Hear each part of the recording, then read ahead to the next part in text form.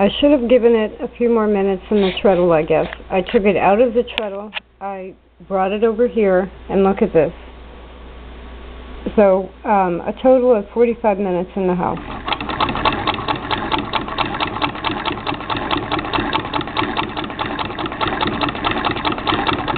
With the hand crank. I mean, how can you beat these machines?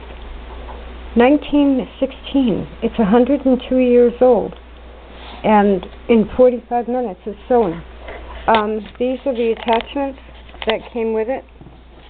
I always write down the serial number and any notes or anything on an index card. A binding foot, a tucker, a quilting foot, an adjustable hemmer, a ruffler, 2 screwdrivers, and the seam guide, and then the straight stitch foot that's on it. It also had some other things with it, such as this spool of vintage thread with the bobbin wound with the same thread. So, in a way, this is why I advocate for these old machines. Because this is all,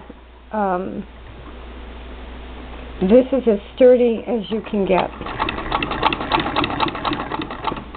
Now, one thing I didn't oil, it doesn't have reverse, and it has the old-fashioned turn the knob stitch selector,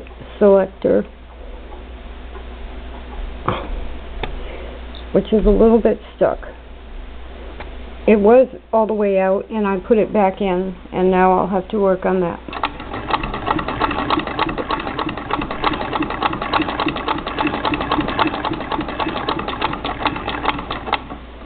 So I'm tickled pink. I thought it was going to take me a couple of weeks to get this going, and I'm very glad that it didn't. I have a quilt to sew, and now I can do it with this 1916 Singer. Oh, I'm calling this a 66-1 because of the back clamping, and I fell into that habit again.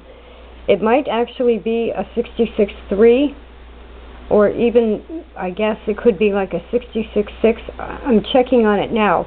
I don't think the 66-1s had the motor boss that you could add a hand crank to. I think those are only treadle heads, but I could be wrong, and I've made this mistake in the past, so I'm checking on it. So the title of the videos may change, and if they do, then please excuse me for calling it a 66-1 if it's actually something else.